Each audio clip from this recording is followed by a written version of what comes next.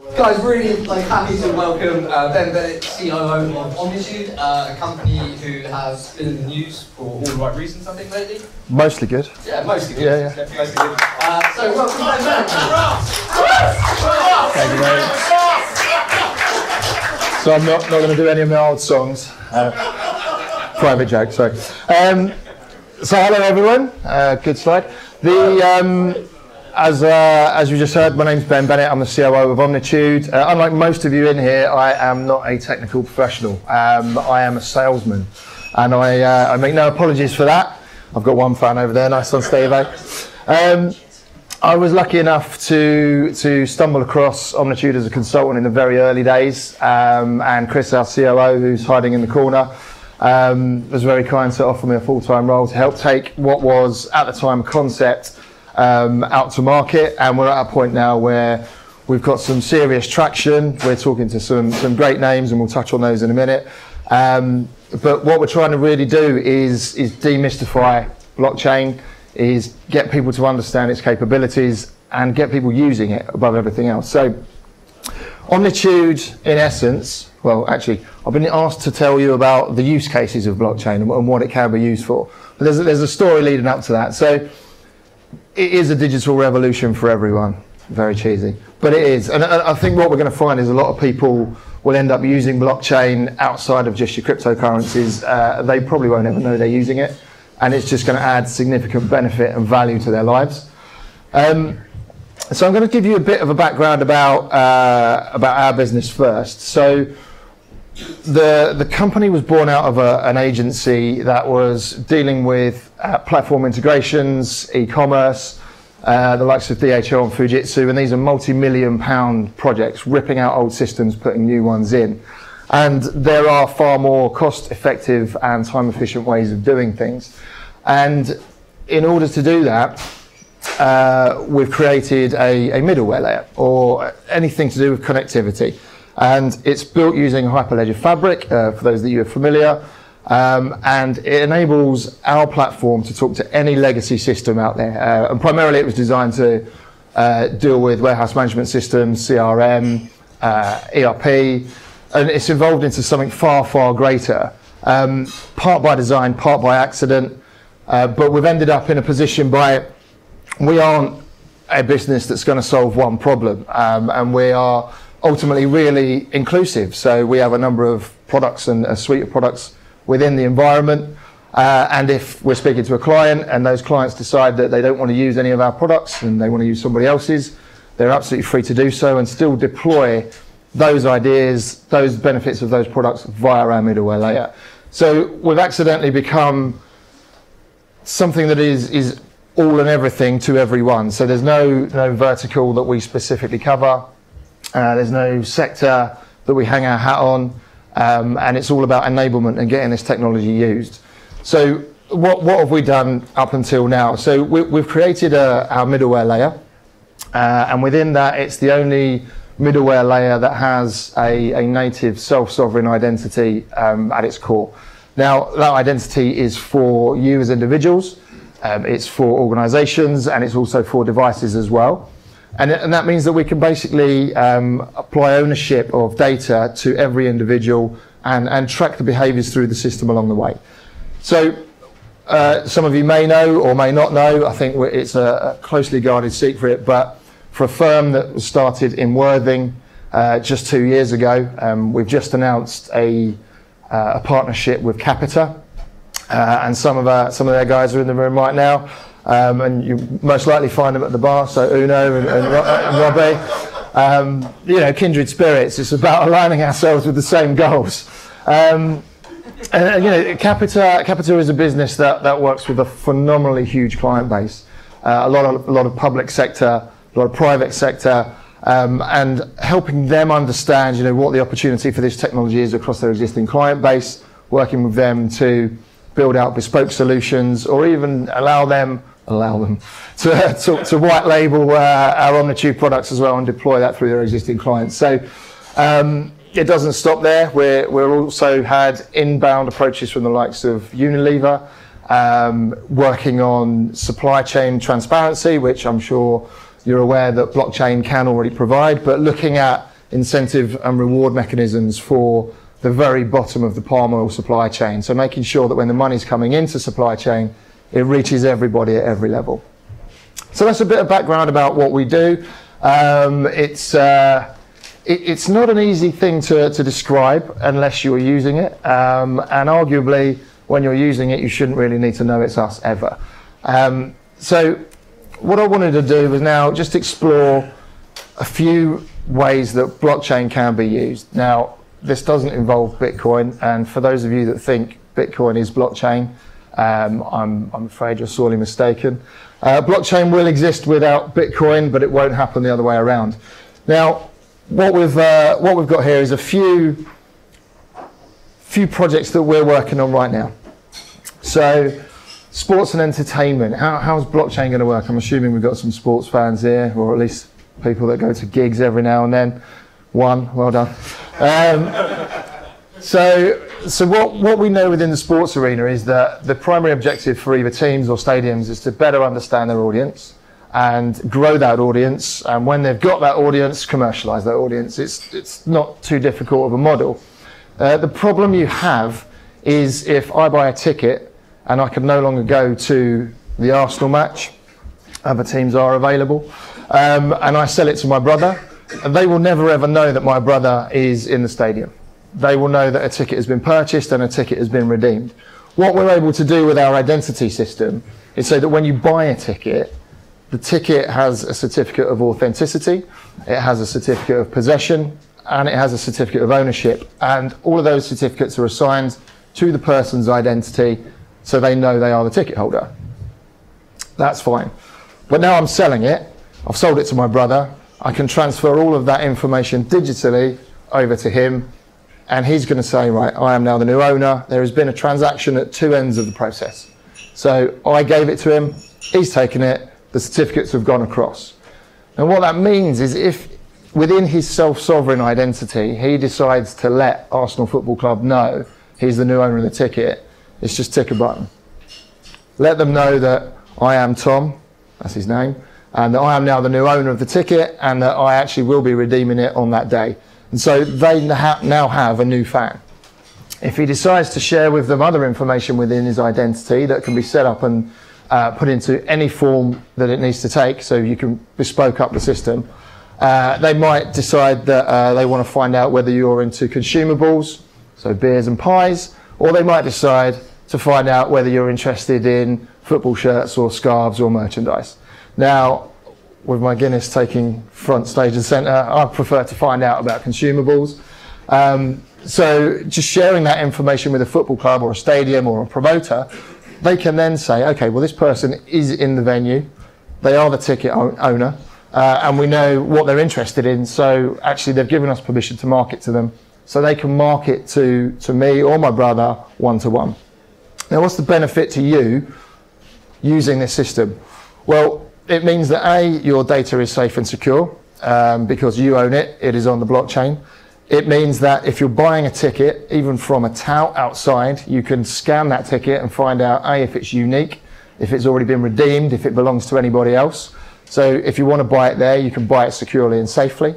And it also means that you're sharing your data with a third party that currently are just taking that data and making money. And you get nothing for that other than increased season ticket prices and as much spam as you can handle. What we're saying is, actually, it's your data, so why don't you get rewarded for that? So in exchange for you giving your name, your fan of Guinness, or I'm an Arsenal fan and I like the shirts, whatever data you're giving them, they can give you a reward back. And that reward is discount on beer. It is discount on your next ticket to the next game. It is a whole host of things that any business that adopts this technology wants to apply. And so from an organizational perspective, they've got a great opportunity for promotion. From a user perspective, you've got a great opportunity to start getting something back for the data that was yours in the first place.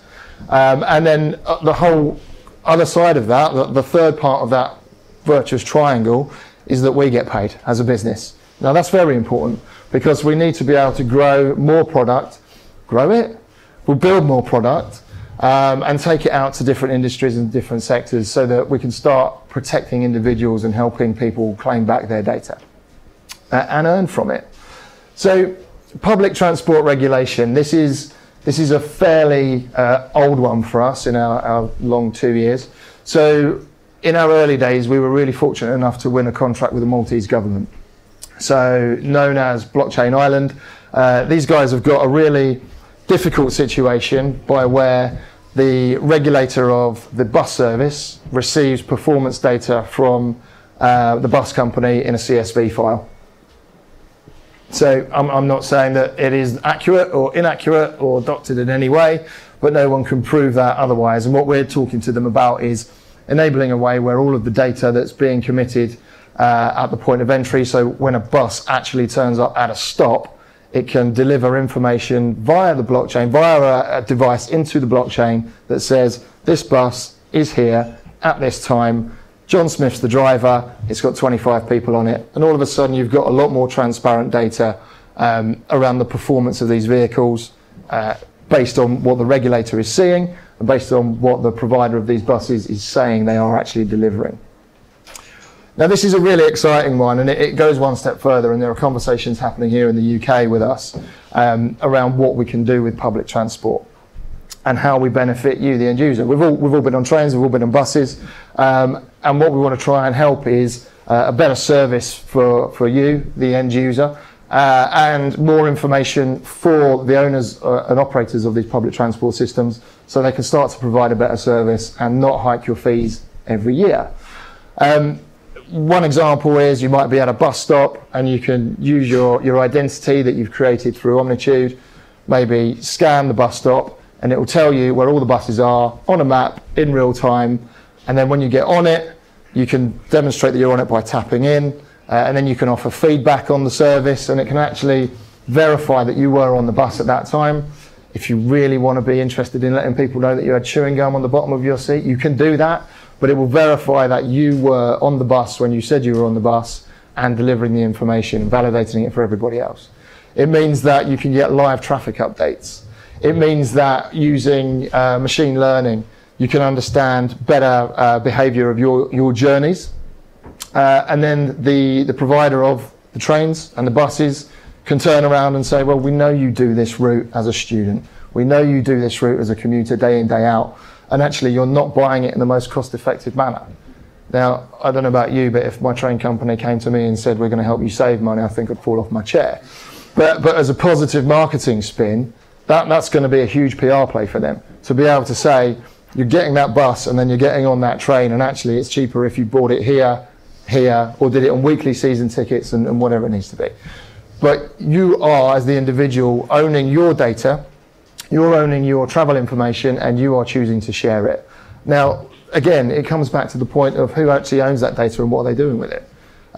Because I guarantee you there's a lot of information about you that you don't know exists, and you don't hold it.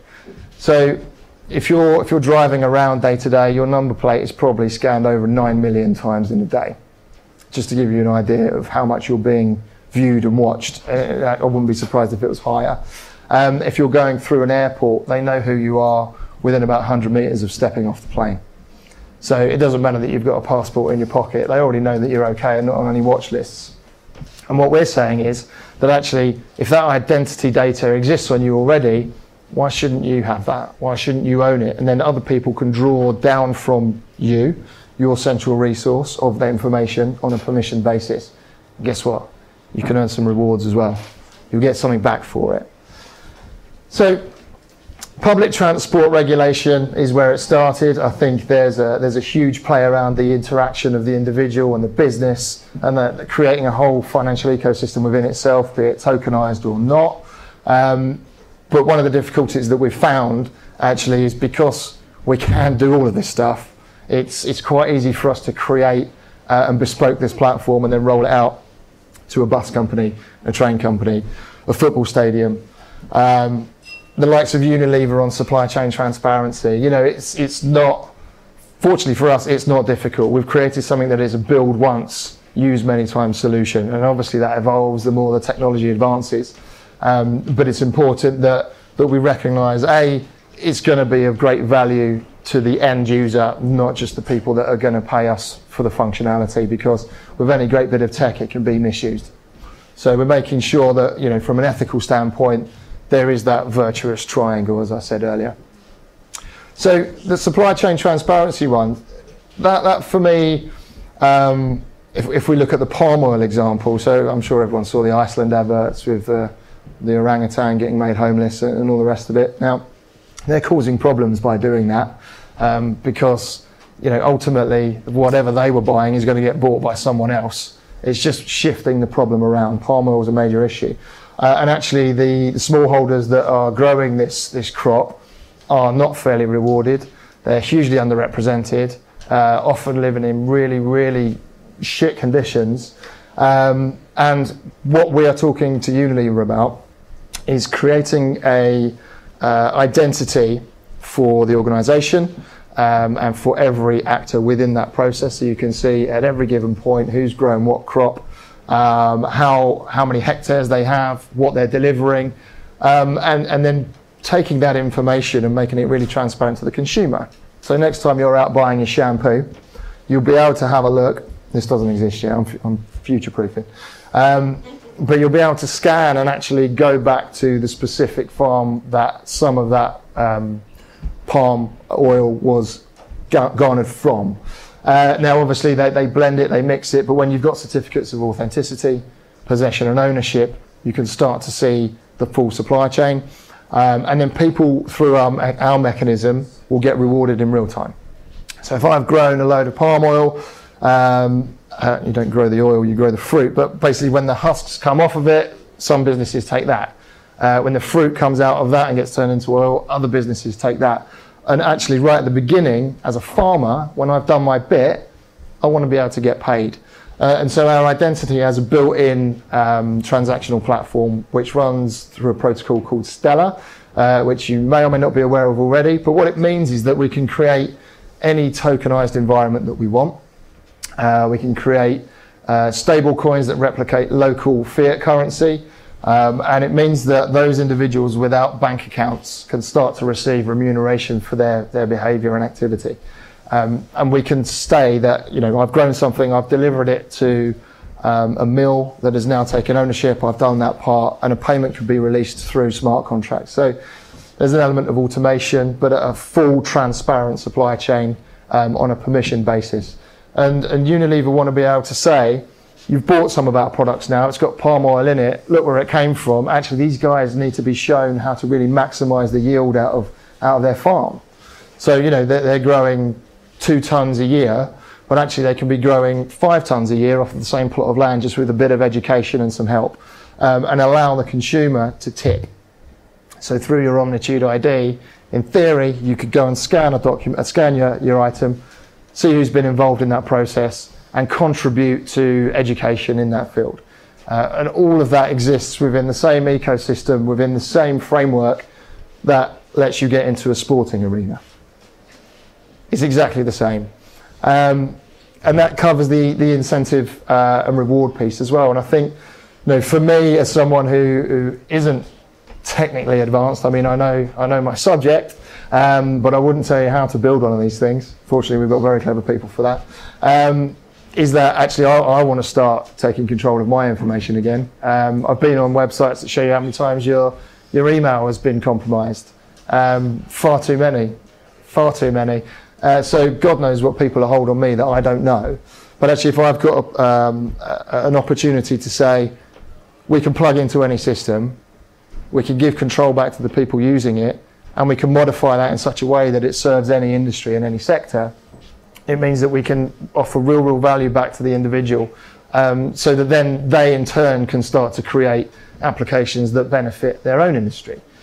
So through identity, through incentive and reward, through the transactional element within Stellar, what we're moving towards, hopefully within around a year to 18 months, is an environment by where you can come in and look at this open source technology and build your own applications on top of our framework and deploy it and commercialize it and make it your own. And I guess what we are trying not to do is go into that traditional business world where it's, you know, the walls are up, I'm not telling you what we're doing. We're doing that a bit with IBM, but that's just because we've got to protect ourselves short term. But what we're trying to do right now is say that actually we're enablers of this technology. You don't really need to know how it works, working with our system. You just need to know why you're building it and what it's going to be used for. And I think if you have that in mind, if you have a problem that you want to solve, if you want more transparency, more accountability, more ownership, more reward, then this is an ecosystem that's going to be for you. And we'll create that environment and support you in app creation as well. Now, I'm sure you're more than aware on how to do that and the processes that are involved. But ultimately, the idea is to be that sole conduit for anybody to start using this technology for the greater good. There's commercial benefit, there's the charitable sector, there's benefit around that. There's a whole host of things that we can help build. When I say we, I mean the blockchain community, not just Omnitude. And what we are right now is the only blockchain middleware player with an identity at its core. And so the framework that you have means there's very little tinkering to create what you need. So what I'd ask you to do, and I don't need answers, but just have a think about the industries you work in now. And is data an issue? And are you using spreadsheets that people delete? And there's a whole other host of things that you could be using this technology for to both protect your business processes, protect your own data, and create a real commercial value or an ethical value to your business. So it's amazing. I don't even read the slides, and I've just gone through all that already. So this is a bit of an image of how it might work, clearly oversimplified so I can understand it. But you've got 5 clients all doing very different things, different industries, coming through the middleware layer, which is a series of APIs in and out. We've got the abstracted architecture that sits and enables this whole thing, and then the products sit in the middle. So you've got transactions and smart contracts, you've got external infrastructure and networks, and this can be set up entirely how you want. If you want to use our nodes, you can. If you want to set up your own nodes and have a private network, then you're more than welcome to do that. And right down the bottom is the third-party decentralized apps, as I mentioned, and these are going to be coming out thick and fast. Just look at what iTunes did when they opened up their platform to anyone to come and create and deploy on it. That's what we're trying to replicate, but in less of an aggressive market share. It's enablement. And that's it really. So I thank you very much for your time. I hope I added a human element to what blockchain might be, as opposed to the deep technical piece. So if you've got any questions, I've got a man over there who knows the tech. And if you've got any questions about non-technical stuff, I'm more than happy to take them. Thank you. All right.